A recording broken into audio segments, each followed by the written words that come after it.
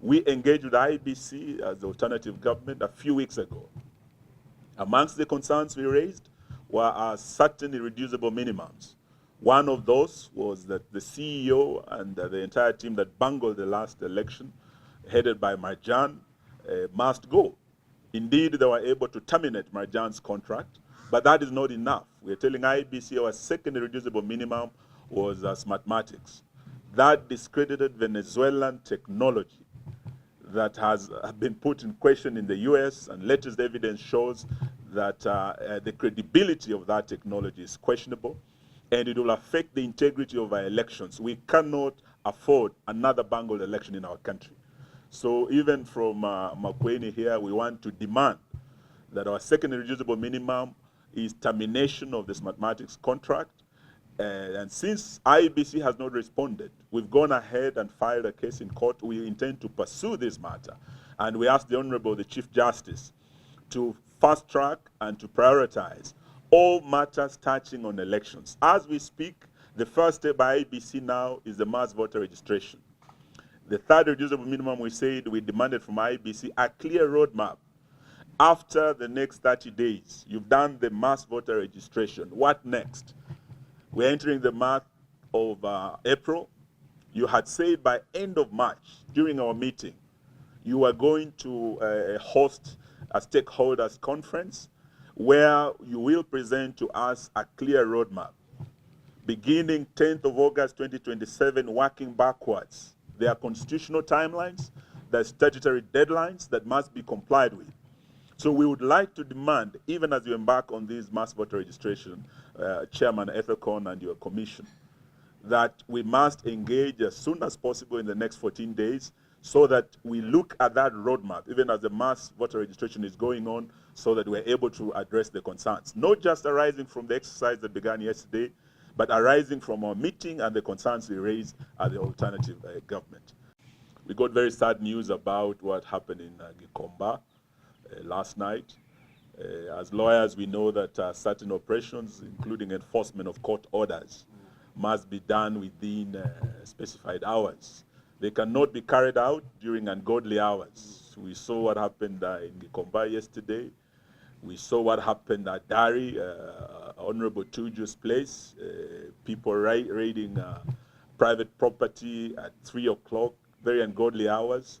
And all this points out, apart from what happened at Nairobi Hospital, a private enterprise being taken over by so-called Petron, all this points out to the need to reset this nation and set our feet back on the path of the rule of law and constitutionalism. That cannot happen as long as William Ruto is president.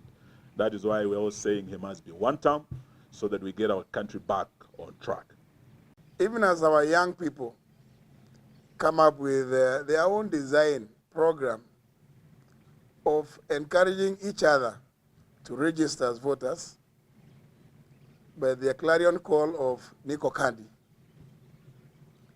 William Ruto mistakenly, again, mistakenly assumed it was just like another song of two term. So he also said he's Nico Kandi. Only to be reminded by the young people that actually his, and I like thanking my brother Rigathi Gachagua, told him he's a red one. So suddenly he has coiled, amerudisha mkia kwa miguu, because he realized that he was jumping on the wrong bandwagon. Ile Kandi, for him, is a red one, which means 10th of August, back to Suhoi. But there are many reasons we've said as the alternative government, which is what we are supposed to be, to point out what government is not doing or what it is doing wrongly. We pointed out that William Ruto, in your desperate effort to cling to office, you have denigrated the sanctity of national identification documents, such as the national identity card and the passport, by issuing the Kenyan passport or authorizing the issuance of Kenyan passports to criminals in Sudan, the RSF. The moment Kenyans and the Auditor General raised a flag about those very tiny things that were being paid for in Mandera, in Wajir, that never existed, suddenly that screen is no longer available to Kenyans.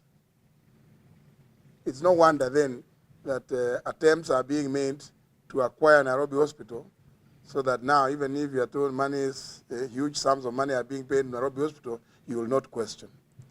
That is the thinking and the mindset of one William Kipchirchir Arap Ruto. Ni huzuni kubwa kuamkia mwamko wa siku ya leo asubuhi kupatana na mashambulio ambayo yameshambuliwa wafanyi biashara wadogo wa kule soko la Gikomba. Ni mambo ya kustajabu sana kuona kwamba serikali ambayo imechaguliwa na wananchi na serikali iliahidi wananchi kwamba hakutakuwa na upomoaji, kwamba imekuwa ni serikali ya kubiduka wananchi, na ikawa sasa ni mla watu.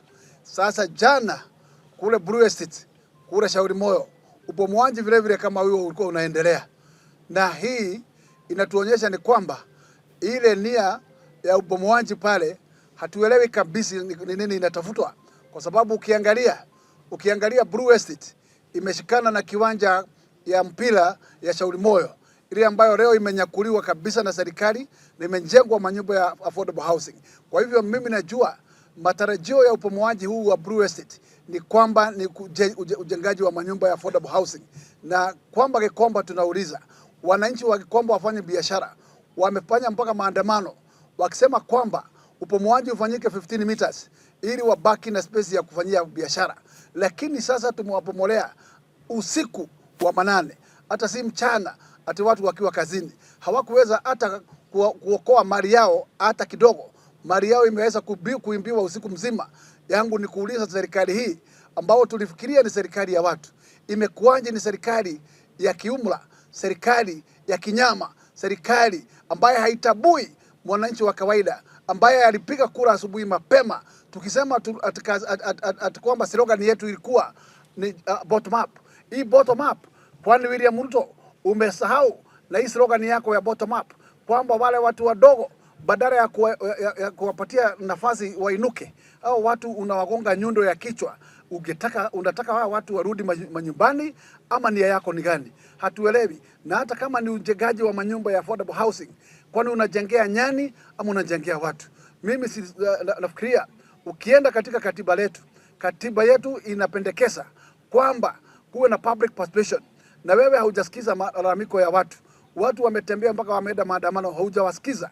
Lakini badala ya kuwasikiza umeonelea kizuri ni kuwapomolea. Sasa vile una nia ya kupomoa kule City Cotton, una nia ya kupomoa kule Molem, una nia ya kupomoa kule Tsunami, una nia ya kupomoa Nyayo Market. Unataka watu wote wahame wakielekea wapi? Na hauna mpango wowote wa kule hao wakulima wadogo unawafukuza waende. Kumbuka hao wakulima wadogo, chakula ile wanakula yao kwa kila siku ni mahali wanashinda wakitafuta kazi siku hiyo, na wanakula hiyo ile mapato ya hiyo siku wako kazini. Hao watu wanasomesha kutoka hizo miarero yao dogo. Hao watu wanajilipia manyumba kutoka kwa hiyo miarero yao madogo.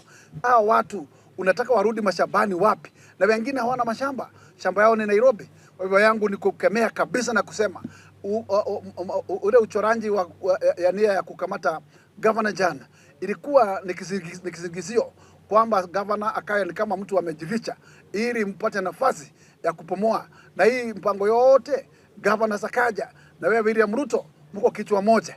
Lakini yangu ni kuambia muangamishe watu wa biashara wa Nairobi vile mnahangaisha, lakini mkumbuke kuna siku yenu, nayo siku yenu itafika. While we were here, we are very disturbed by what is coming out of our capital city.